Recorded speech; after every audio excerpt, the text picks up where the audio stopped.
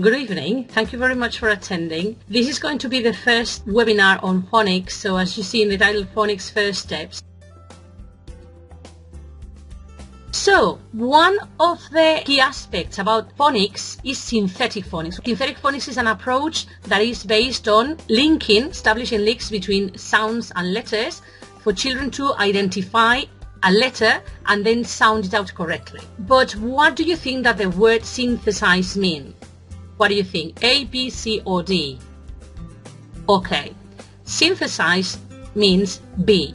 Put or bring together sounds. So what we do through synthetic phonics is first approach individual sound letter identification, and once children master the identification of individual letter sounds, then we start putting them together, synthesizing or blending them in order to sound out bigger units.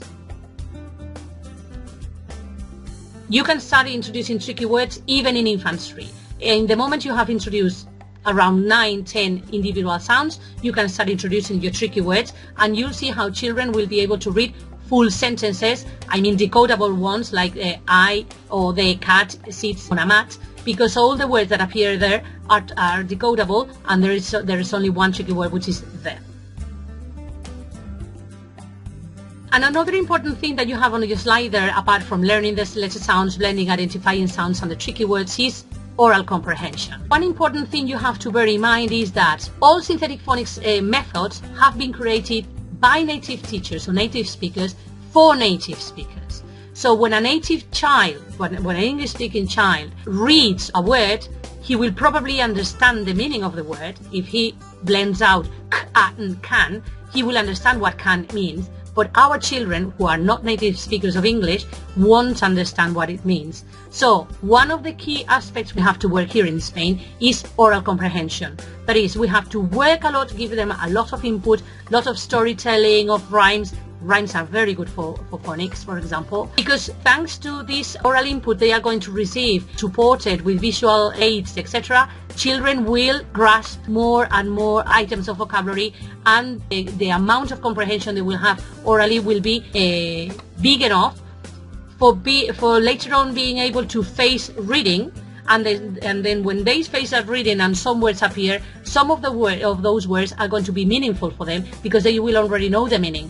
Once they see a word for the first time like d or g and blend out dog, they will realize, hey, I know what a dog is. All right? So oral comprehension is vital when working through phonics. How do we introduce phonics? Very easily. The first thing we have to do, as I told you, is to introduce the sound. So we usually show children a picture and we point to the sound, to some word that contains the sound we want to work with it. And we introduce that sound. For example, if you begin with the sound S, you can show them a picture of a sun, point to the sun and say, sun, make a gesture, and then you do some kind of total physical response with children to see if they are able to identify the sound in isolation in the words you're going to say. This is one good reason for learning through phonics. So if you're able to read this, is because you have a good phonics basis, in this case your reading skill. So I'll give you 1 second to read this and just say yes if you're able to read this.